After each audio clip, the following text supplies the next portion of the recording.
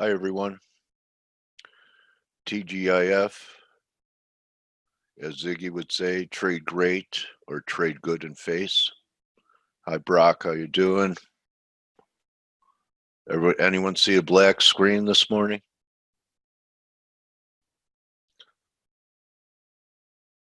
Glad it's Friday, buddy. I'm toast by Friday. I have a laptop and I want it painted black. You know that one still? You're too young. No, I don't. Morning. Rolling Stones, man, painted black. Oh gosh. Oh yeah. I I'm just so old. I've seen them live, by the way, 2004. They were good. He still moves around, that guy. Yeah.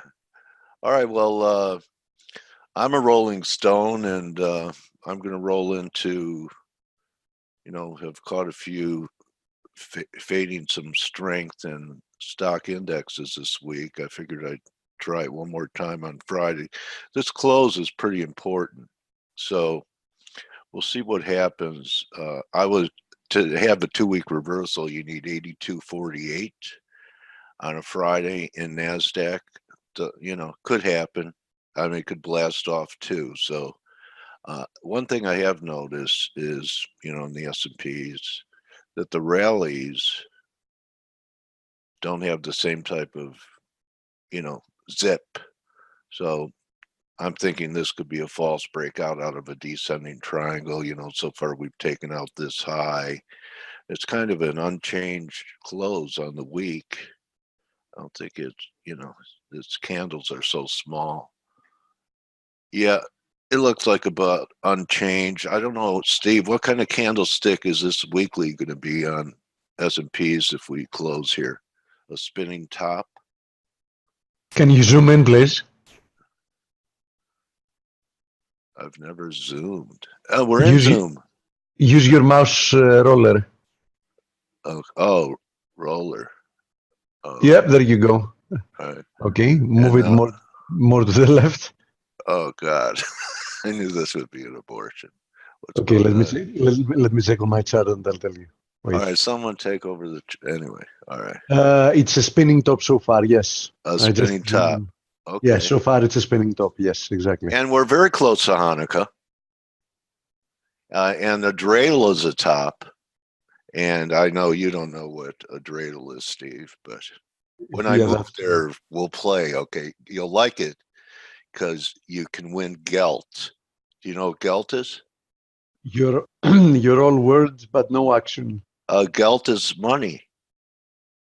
So you could win money spinning the dreidel. Anyway, Geld in German is indeed the money. I mean, it's the word for money. See, so, a lot of Yiddish is very close to German. Anyway, let's see. Have a decent week, man? Yeah, so far, so good. Yeah, it's crude finally got to this 61.8 level. I can't get my charts back. Anyway, just left click on the chart and drag it. That's what I'm doing, but it keeps drawing lines here. Okay, right click until you deselect the drawing line tool. Just right click. I did that. All right. Right click on the chart. Yeah, right click. Here good. There you go. All right. So anyway, look, we got to right exactly, Steve, the 61.8 level. But I mean, it's a pretty good looking weekly candle. So yeah, it is an outside hammer. Yeah. So I mean, if you're going to fade it, I guess you could try it up here. I know Shy Girl said that December is seasonally weak because all the refiners don't want to get stuck with inventory because they'll be taxed on it, so they blow everything out. And we're almost in December. So anyway, maybe it's something to keep an eye on for next week. There's too much mo for. She's very experienced in trading crude, and truth being, the vast majority of commodities do have seasonality factors affecting them. So if she says that's the case, I believe it. So she was looking for this trend line, this one. And so both the triangle, the descending triangle line and this up channel looks like they intersect right here, right around 59.90. So we'll see. You know, they say never go home short crude on a weekend. Oh, that's true, because any surprise usually is one that creates a gap higher. Yeah. Okay, so dollar, you know, I'm still conflicted on the dollar. You know, I could see, and then I'll hand it over to Blake. Maybe there's some news he wants to trade. Let's see, 98.04. You see this, Steve? I was thinking yesterday, the way it held, that maybe we could get, you know, A, B, C, and test some higher fibs. And actually the 78.6 is all the way up here. And if it has a quality to that, that could be where we're going. Might be the case. We're still trapped in Yeah. in an ascending. It's just taken a long time for this wedge breakdown to get going. It's almost like someone showed a chart that we've already had some kind of back test. Maybe they had a different channel, but we haven't had a back test of it. And, you know, having said that, my my bias is still tilted short. So would you sell it up here? I would. I know you don't think it's going up there, but would you sell it? I would definitely sell it at 99. Yeah. Okay. At 99, I would sell it. I think you might have a chance. Yeah. All right. So, and you know, everyone's waiting for the end to break down. I know it's probably going to do it when we're sleeping, one way or the other. I wouldn't mind if it did it now, so that indexes could fall too. And looking at yields, maybe what's going to happen here is what I thought could happen. Maybe we bottomed yesterday and we get one more push up in yields, but this was a pretty negative week. Yeah. So, I mean, we're going to fail from here, get one more pop towards 220. Coin toss to me. And it's all going to be about, you know, this.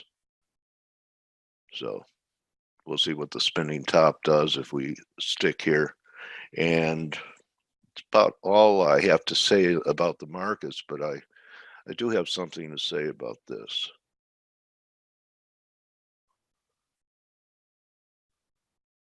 Where have you seen in one place, especially specializing in FX, all of this? Any new subscribers this week? Give me a Y. Oh, cool. Yeah. Okay. Thank you. It's a good idea. It's a good investment.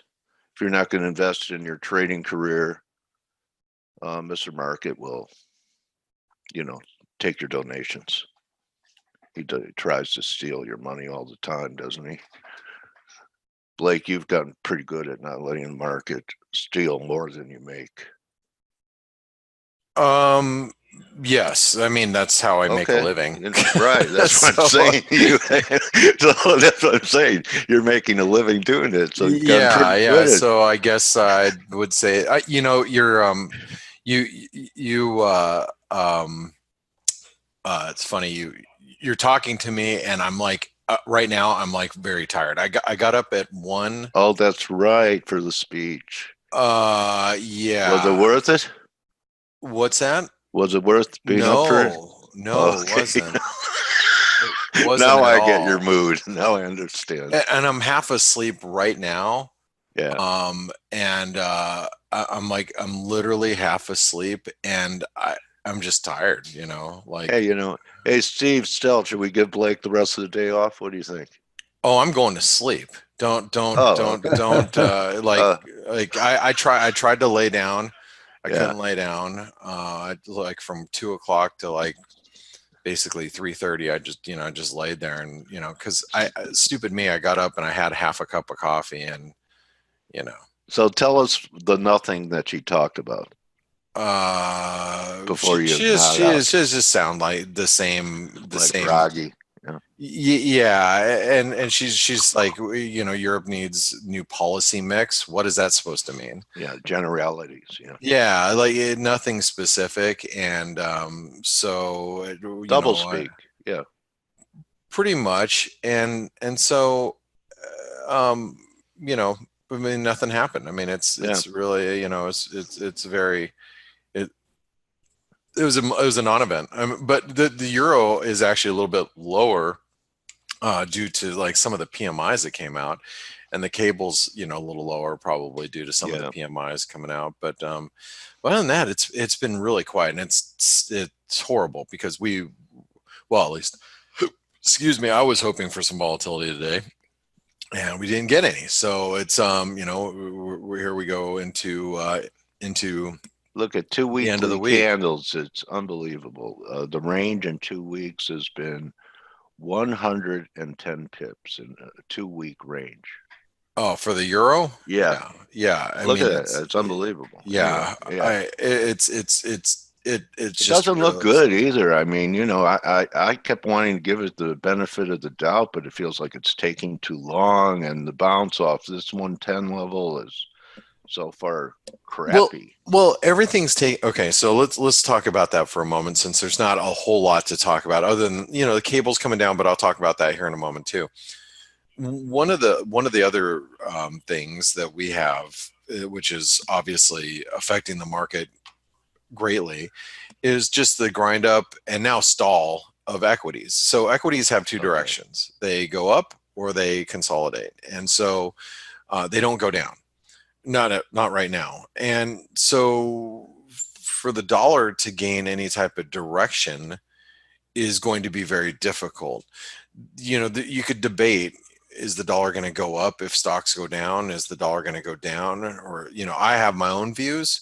You know, I believe that the US dollar is actually going to go down. The euro will squeeze higher as a funding currency. It's going to go higher on risk aversion, at least initially. So, but we haven't seen any risk aversion. The stock market is too overbought to really affect the market, the currency market at this point. So the currency market stalled out. It's not ready to roll over yet. So it's no the one whole wants, linchpin. You know, it used to be the currencies were the linchpin. Now it's, I guess, the stock market. Yeah, that you could look at it that way. Is the stock market's probably the linchpin in this equation at this moment. You know, if we're only going up or sideways, we have nothing to do. Now, there was a article I read yesterday, and remember, I got up at like 1:15 this morning, and I went to bed at basically like 10 o'clock. So I'm more running. I tried to go to bed early, and I was, you know, it was tough. I just, you know, toss and turn. So I'm running on very few brain cells at this moment. So you have to bear with me. But there was this article that came out yesterday about the euro or the FX volatility is at levels that we haven't seen since pre-Bretton Woods agreement. Oh, wow. So that, you know, I have to go back to the old conversation that we've had several times over the last year. If you can survive in this market, you have to look at that as a positive, because when volatility comes around, you want to be there for it. You have to be there for it. You have to, you know, be able to take advantage of the volatility when it comes. And it's going to explode. I mean, the dollar is going to move.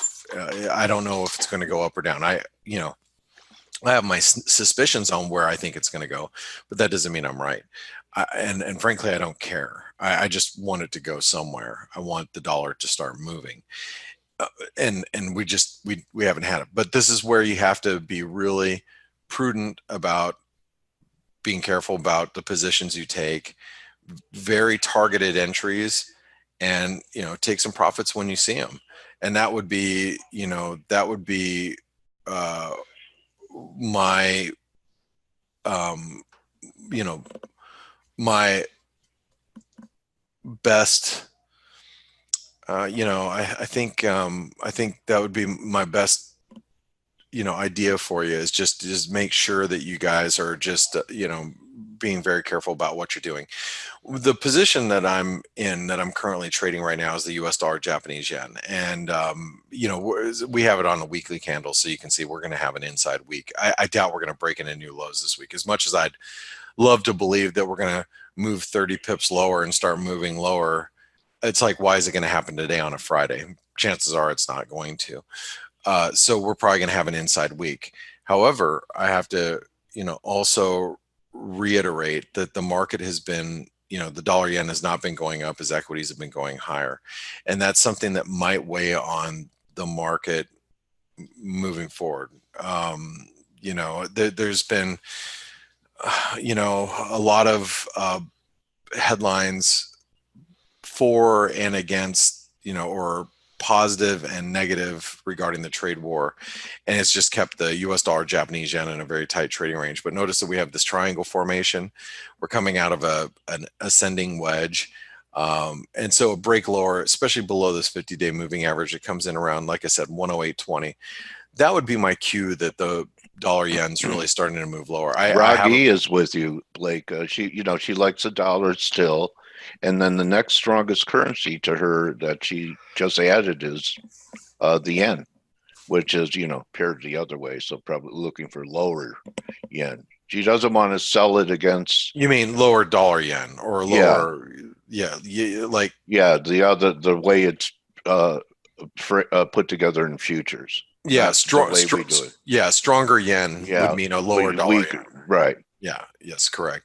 And I didn't listen to her interview yesterday. I was busy, dealing with the markets. Yeah. But by the way, Donald Trump is on Fox and Friends. He says he predicts Pelosi won't do USMCA. Well, that's not good for the Canadian dollar. If that's really the case, the dollar Canadian should be going higher. But he's just speculating too. Yeah, but will she do YMCA? That's the question. YMCA, she might. She possibly could. Thanks, Delios, for throwing that in, and bringing a little. I live at the Y. You live at the Y. That's awesome. You're probably one of those dudes that do water aerobics. You probably do water aerobics at the Y. I am so sore. Hey, look, if it's easier on your joints. It is. Yeah. Check out all the hotties in the pool. Oh yeah. Our class is called Cocoon. Cocoon. That was a great movie. Stelios is a movie buff. I was gonna say, you guys are, I know Stelios is a movie buff. He probably remembers that one. Steve even remembers that movie. Wow. Yeah. I do. Yeah. Well, good morning, guys. Good morning, mate. So we have absolutely nothing happening in the markets, and I'm trying to tap dance and find my way into some conversations here. So let's talk Cocoon. Just kidding. So I was just discussing the dollar yen, and I think the dollar yen. One of the other things that we got to pay attention to regarding the dollar yen is we got to pay attention to yields, in the bond market. So I'm bullish the 10-year right now. False breakdown. We have an inverted head and shoulder pattern. We hit the neckline yesterday. We came back and retested it. It's starting to bounce again today. Yields are going down. So this is, to me, very bearish dollar yen. As long as bonds, the 10-year can continue to go higher.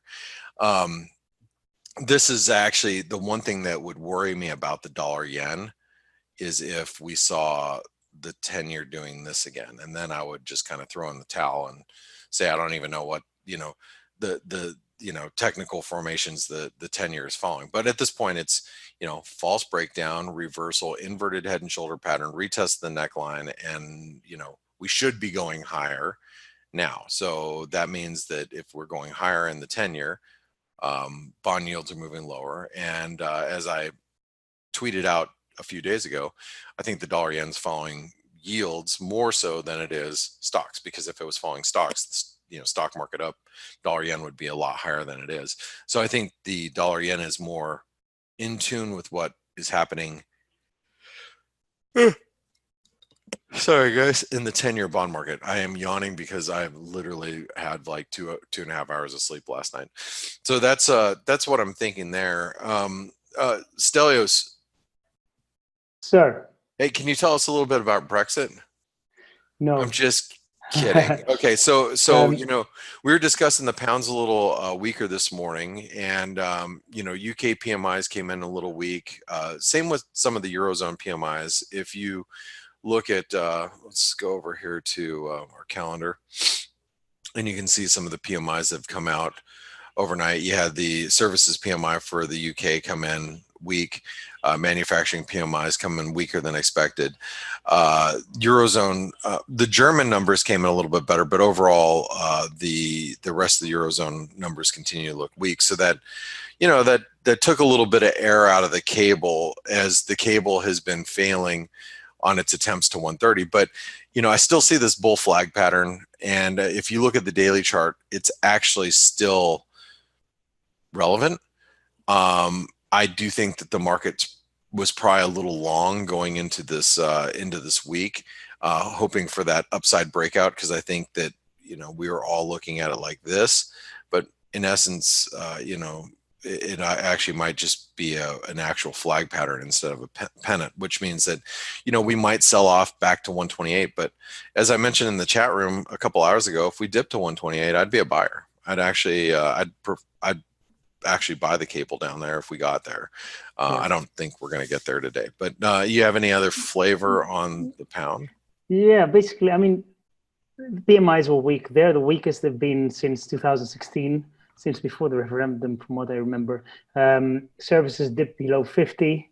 So both in contraction, they are not to be dismissed, these numbers. Okay, they are weak, but I think you very correctly said in the chat room that at the moment, what's driving the pound is Brexit and the elections, first of all, and then what's going to happen with that. So yes, short term, they will have an effect, but I think I agree with you. I think we're in this bull flag, which if we get a positive result, will certainly get broken to the upside. So we were chatting with Amanda a little bit in our chat room, and she lives obviously in the UK, about like, stores are closing. It's, Brexit's really starting to have effect on the local economy, and I could imagine that as well. But like any economy that goes into a uncertainty, whenever you lift the uncertainty, whatever it is, that's where the pent up demand comes from. And I've seen it time and time again in my career in the markets, and watching the different economies go through, not Brexit necessarily, but similar type of uncertain situations. Let's say you're a consumer, and I always use this example. Let's say you're a consumer and you're like, oh, I have this dishwasher, and this dishwasher, it's horrible. It's on its last legs. Typically, I go out and buy a new dishwasher because I need to replace it before it goes out.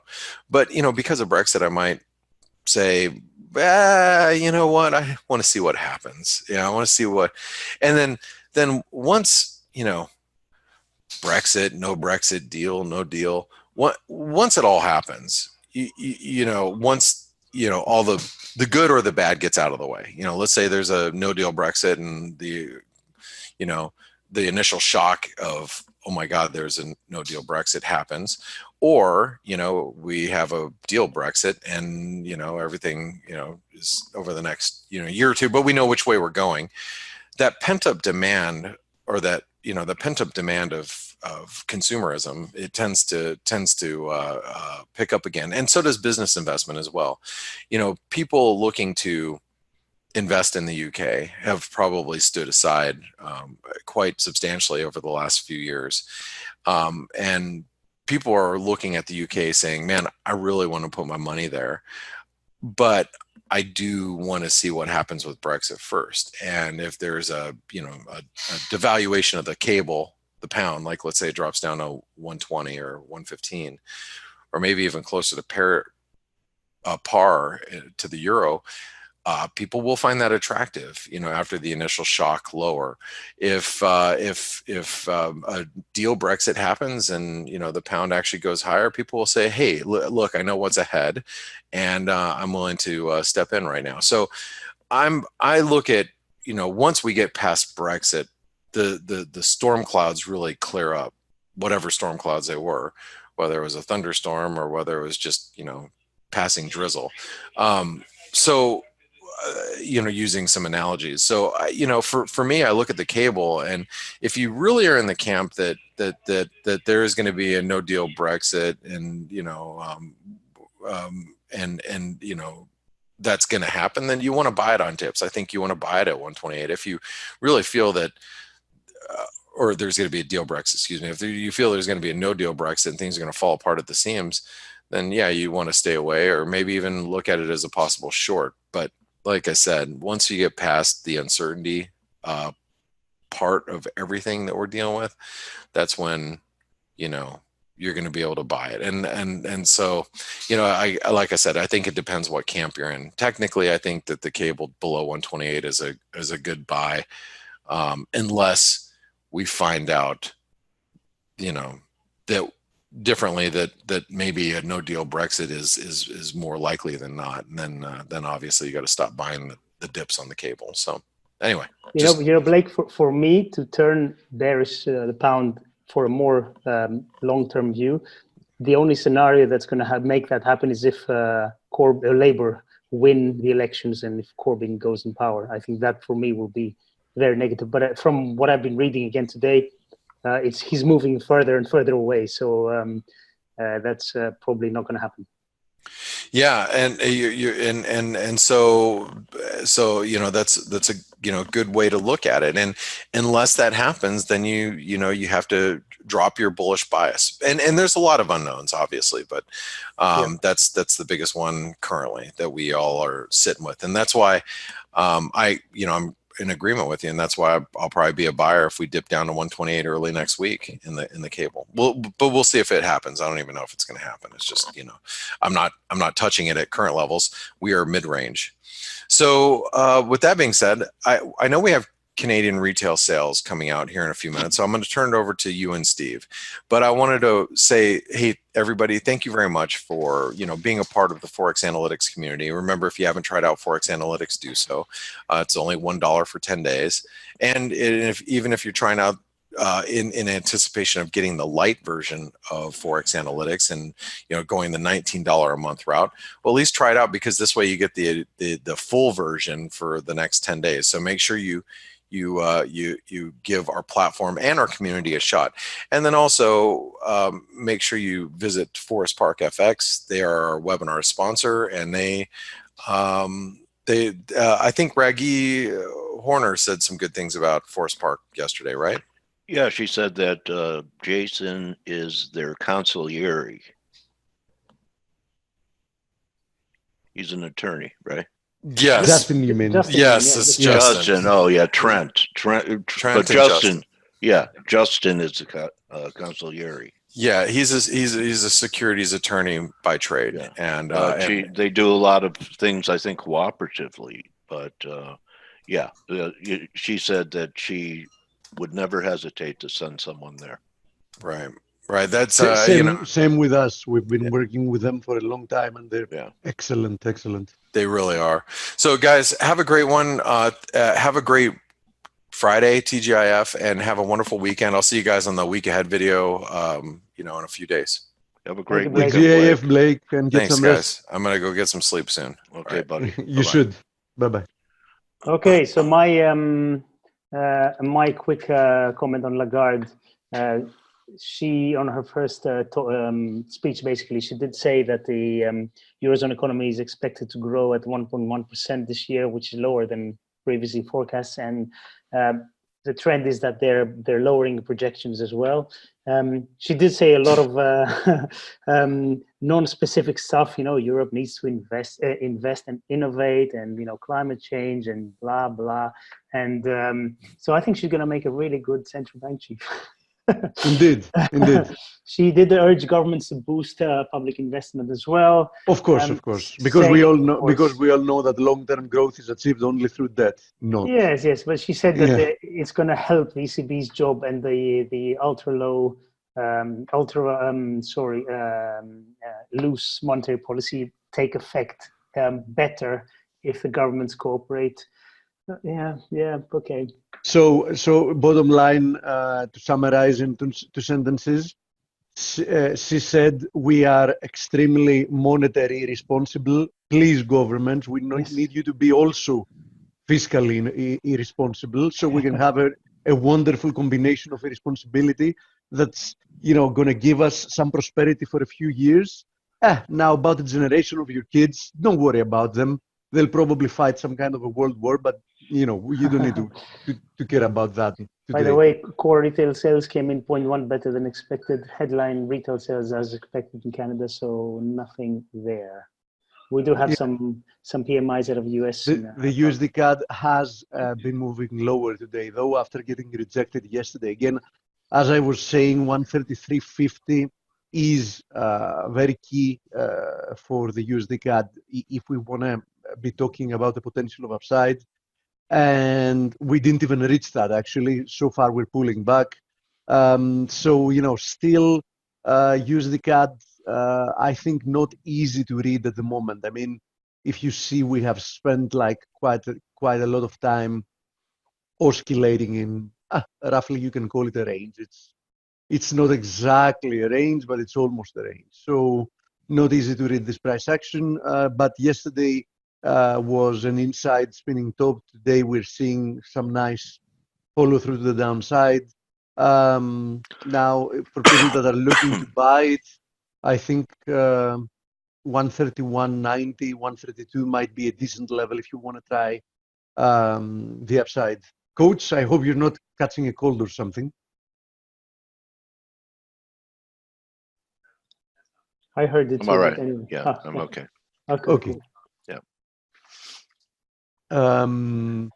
So anything else, Stelio? No, but did you see that new Tesla truck? My God, it's the ugliest thing I've ever seen in my life. In all honesty, in all honesty, I mean, if I was in charge of any kind of company and a designer came in and showed me this, I would have thrown him out of the window. I wouldn't have fired him. Somebody said it really well on Twitter today. They said, finally, Elon Musk gets to produce the car he designed himself when he was 5 years old. I've never seen an uglier thing in my life, ever. Yeah. You're not buying one?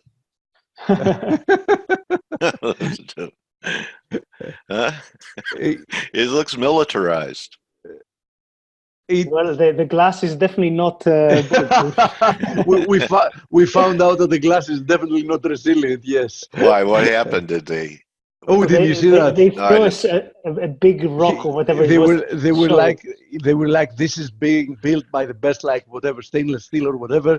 Yeah. So we're gonna show you. So they take a bat, they hit on it, and indeed, there was no dent or whatever. Impressive. Yeah. So then they're like, now check at the window. So there's a guy. He picks up a rock, he throws it on the first window, cracks. Oh, they didn't think it was going to crack. Then they start having some awkward humor, like perhaps you threw it too hard. Let's try to the next one. Yeah. He throws it to the second one with less force, cracks as well. Oh my God, how embarrassing!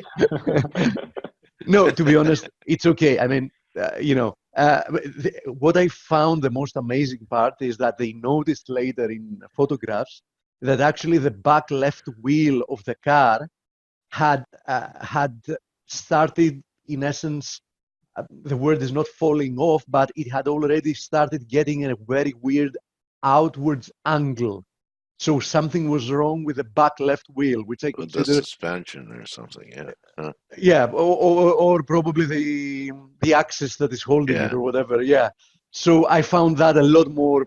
I would have found that a lot more annoying than not having the bulletproof or whatever. Well, I think Tesla was up sharply in the aftermarket yesterday in anticipation of this. Probably was a great short. Yeah, and it's down sharply today. It's down sharply in pre-market now. What, like $20 or so? Because it was up 12. 15, yeah, 15. Yeah, so it gave back everything. So basically the market's saying, I guess it's not too great. Anyway. Yeah, but by the way, here is Tesla. It has once again squeezed very hard short positions. You can see it here. It's approaching, but as Stelio said, it's going to gap lower today. But in any case, we know very well that this horizontal resistance area, roughly at at 380, 385, is a major resistance area. I remember us having this conversation with Stelios. You remember Stelio having the conversation about Tesla in Cyprus when we were for the expo. I really believe that this Tesla story is not going to end well. I mean, it's a company that is burning money.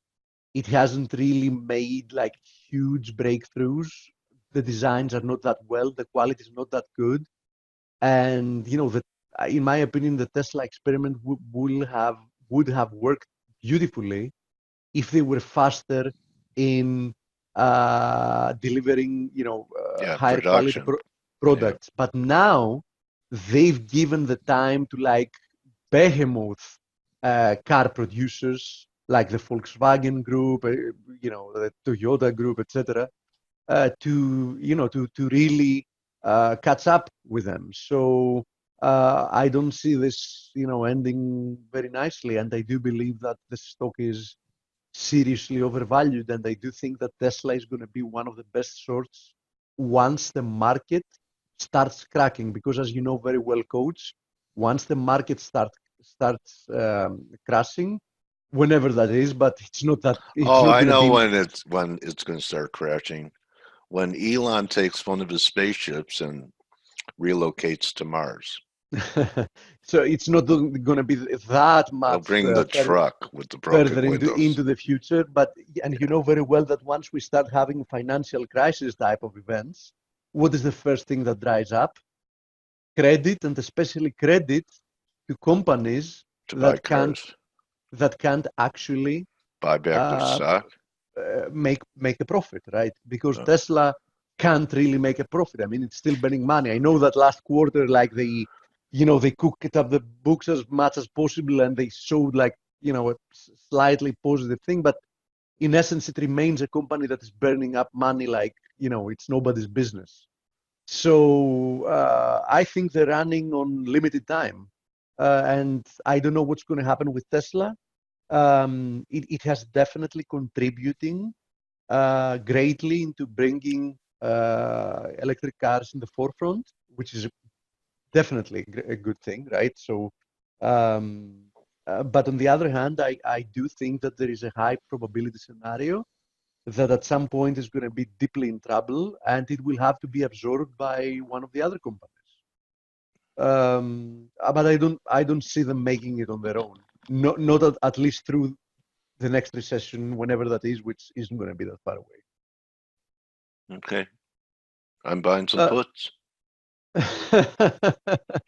Against 385, it's quite a good position to be in. Actually, they'll probably squeeze the last short out above that range and have a false breakout. Can be. We've seen the market being devious. Part of this is a huge short squeeze. I mean, there are so many people bearish. One of the fast money guys is getting blown away. Tim, I forgot his last name. Let's not mention, since you mentioned it, just to show the madness of this market.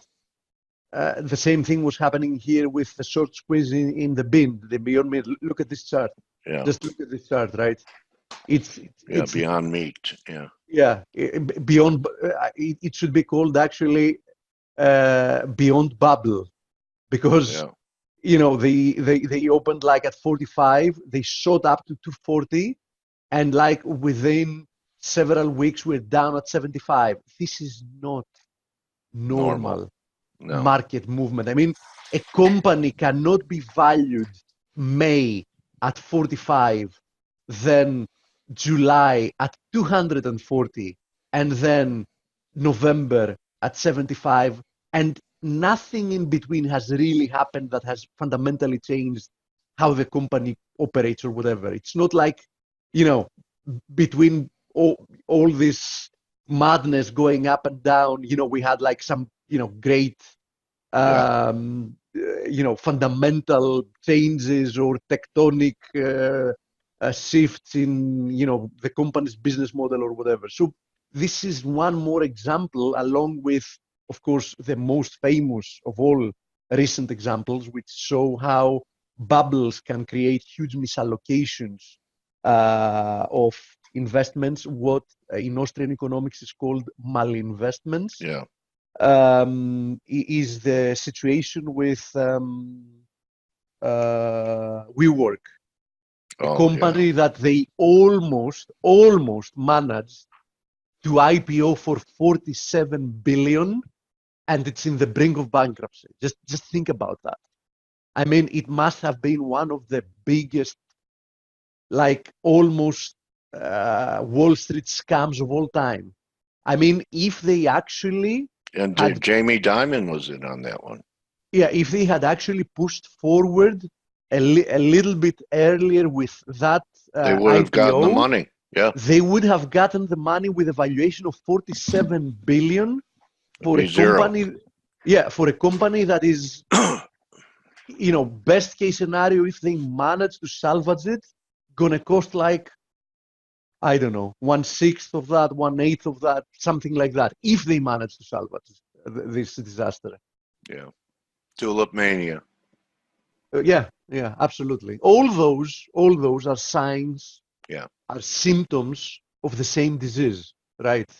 All of them, and more examples as well. How is the other company called? That Smile. How was it called? I'm looking forward to our IPO. I don't think it's this one. No, it's this one. One for widening teeth or whatever. It was another disaster. Yeah, whatever. I mean, we've seen some nutty IPOs, really. I mean, which shows that money are just stupidly being poured, you know, all over the place, chasing whatever they can get. Richard says Tesla will go the DeLorean way, though with cars not as good looking as DeLorean. If someone in the Far East takes the DeLorean aesthetics and combine it with electrical motor, they can become a world beater for the new century. Yeah, I also believe that one way or another, Tesla will have to be bought off, merged, or whatever with some other. Smile Direct Club. Yes, thank you. Now, what is the? Yeah, there it is. Do you know how you're driving a DeLorean? Look at this coach. Yeah. Just okay. look. Smile Direct Club. Yeah, just look at this. Yeah. Just look at this stock. Bag holders. It actually opened at 16. There were people. Sorry, 20. My mistake. It actually opened at 2050. There were people that were buying it at 21, thinking, you know, it's going to be one of those IPOs that, you know, I just got in the IPO, I'm going to make my money here, and, you know, opened there, and look at where it's trading, single digits already. I mean, another example of, I mean, it's, you know, it's just bag holders. Bag holders, yeah. And as it seems, the first sign of the bubble bursting has already burst. What is that first sign? As you see, the IPO market for stupid business models that have absolutely no proof that can ever produce a profit is already starting to dry out. I think that's the first signal. That's a very valid point. Yeah. Okay. And I just wanted to let Richard know, do you know how you're in a DeLorean? If you ever drove one, Richard? Have you ever driven one? I've driven one. You know that there is a guy. You did? Okay. Was it like mine? It followed the white lines on the highway. You know that there is a guy that actually bought the DeLorean factory with all parts and everything. I mean, they had already produced like enough parts to make another 1,000 cars. And he was looking to, in essence, revamp the design to make it a little bit more modern and revive the DeLorean brand. But I really have no They were cool, man. They are cool. They're still out there. But I really have no idea if they succeeded in that. I know that they did attempt it like a few years ago. Let's see if there's any information here. The market is obviously very quiet, so we can BS around with things like that. Aftermath. Although he does strokes, 2005, producing vehicles, concept. Today, a large number of original cars are still in the road. No, there's no mention of that, but I had seen a documentary actually about that. Somebody bought it off, but obviously not finding information means that whatever endeavor he was hoping to, to go through probably failed. Yeah, so whatever. So let's go to the markets. We don't have many things that have been moving. Yes, the pound is one of them. Blake already covered it. I'm still in the camp that this type of a move is a corrective move, so I'm still expecting a break higher from 130 for higher prices. So that's a given. We already talked about the USD CAD having to do with the metals. And I'm going to go to some exotic markets as well today because we have the time and we haven't done it. Gold still consolidating here. Silver still consolidating, but keep in mind that this looks eerily like a bear flag. So I did initially draw that some time ago, expecting a bounce higher from exactly this level, and we have got this bounce. But we're now testing an area of resistance, and the type of price action that we've had to the upside, I have to tell you that would definitely keep me away from being long at the moment. So I have to say that I find it likely that silver is going to produce a lower low from here. So I'm carefully watching this flag. I remain bullish in the medium to long term, but the short-term price action isn't in any way making me contemplate of taking a position right here, right now. Now, palladium, it has seen like a couple of days of sharp move lower. It has been recovering. I think that it's a counter trend trade. There is no question about it. But shorting here against the highs for one more leg lower is probably a very decent proposition. I do think that palladium can end up correcting even further before producing another bullish leg, because don't forget that this is a market that undeniably has been in a bull trend since the very beginning of January 16. By the way, another example of a market that is finding a significant high or low at the very beginning or at the very end of a year. Okay, January 2016, it turned higher after a big bearish long-term move and never looked back since, in essence. Now, having to do with some exotic markets, I'm going to go fast through them, but they look quite interesting. And I'm talking, oops, wrong place. I'm talking about the Nifty and the Bank Nifty for those that like Indian stocks. I mean, this looks like a potential breakout of this wedge and a potential double top, you can see here. And in combination with what Bank Nifty is doing, which is it has accelerated within this steep channel and it's attempting to break lower just before reaching that previous area of resistance, doesn't look like a bad idea to the short side. Now, one more from the exotic Shanghai Composite Index. There is still a likelihood of an inverted head and shoulders formation here, although inverted head and shoulders formation or head and shoulders formations, are better indicators when they're found at the big, at the end of a move, bearish or bullish. But they can work as continuation formations as well. But we need to turn higher from here, because if that doesn't happen, we're going to soon start losing symmetry in this potential inverted head and shoulders formation. Now, the DAX has stalled, but so far this move looks 100% corrective in move. And admittedly, somebody can say the same about the S&P and even the Nasdaq. I mean, we had an attempt to move lower, and it might as well happen because we're on a resistance. But I have to tell you that I would have liked to see a faster reaction lower after the initial sell-off. We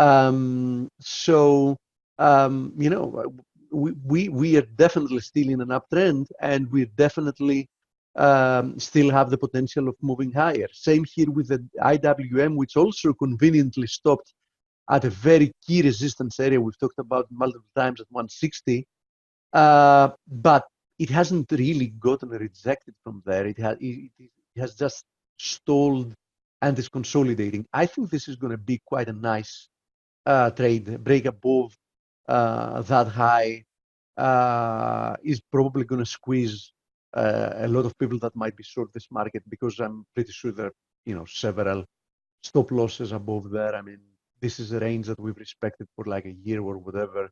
So from a technical perspective, that's definitely going to prove to be a significant development. Now, having to do with currency pairs, one more that I wanted to show because it is still testing critical area is the USD SEK. As you see, the USD SEK is back again on this trend line support from this ascending wedge. So, end of day, end of week, let's see if we can hold to begin with. But I do think that it is an interesting proposition, the downside, and it might actually act as a leading indicator to perhaps the euro turning higher as well, the USD Swiss turning lower, the DXY turning lower as well. So I'm paying close attention to it. Sometimes it tends to lead. Let me see. Questions. Interesting note, says Ziggy. I don't know if it means anything. Last night I had a meatless burger. This morning my blood sugar had shot up to 190, much higher than my normal. So I don't think I'll eat another. Something, I really wouldn't eat any of those manufactured in laboratory stuff, Ziggy. I mean, you can call me, like backwards looking or whatever, but in all honesty, I'd rather have proper meat than, or have no meat at all. I mean, if you want to be a vegan or a vegetarian, then eat that stuff. That's, my 2 cents. Nick says, wasn't it a scam that tried to get government money to save it and walked away with the money? I'm not sure about that, Nick. I remember seeing at some point a documentary at the very beginning of that endeavor, them trying to, a guy actually buying back the DeLorean factory and everything else and inventory.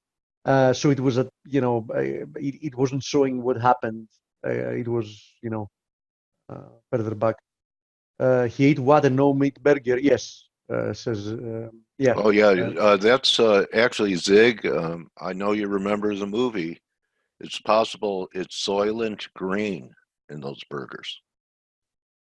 Do you remember that? Charlton Heston was in it. I know Steve doesn't know the name of the movie. What was the name of the movie? Charlton Heston, though I do know him very well. Yeah, Charlton Heston. Anyone know the name of the movie where the population ate Soylent Green? Boy, am I old. Okay, someone will figure it out. I think I know. Planet of the Apes? No. No. But that was the name of the movie. So Soylent Green. Oh, you found it. Okay. Yeah. Okay. Actually, it was people. They manufacture into a food source. People didn't know it, but yeah. So we have. Do you make some pips off that, guys? Do you have buy soybeans? Do you have a guest, by the way, today, Coach? Yeah, I do. The kitty cat from next door jumped over the fence and came and rubbed against my thigh. I mean, my leg. We have a question about euro pound here. Then the question is if it has put on a bottom. The answer is we don't know. Like it. Yeah. We don't know yet. Let's see what it does on this resistance. I'd like to see one more drive down there, Steve. Yeah, I mean, my target was 84.80. Let's see. Yeah, so you got two right now, so maybe one more. We're approaching resistance again, so let's see what happens from here. If we punch through 86.50, yes, it is a very likely scenario that we're going to be seeing a much, a much bigger, at least corrected move, if not a continuation higher. Okay, but it's still quite early. Let's see how we close the week. Any other? If we have any other questions, this is your time to shoot. Otherwise, we'll call it a week. Going once, going twice. So, Coach, let's call it a week then. Okay, everyone. You have a great weekend. Sign up. If you haven't, the weekend's a great time to get familiar in navigating the site, and hope that we've added value to what you're trying to accomplish as a trader here. And with that being said, don't just count your pips or whatever you count. Don't just count your toes. Okay, count your blessings. Look around, they're everywhere. Okay, Monica.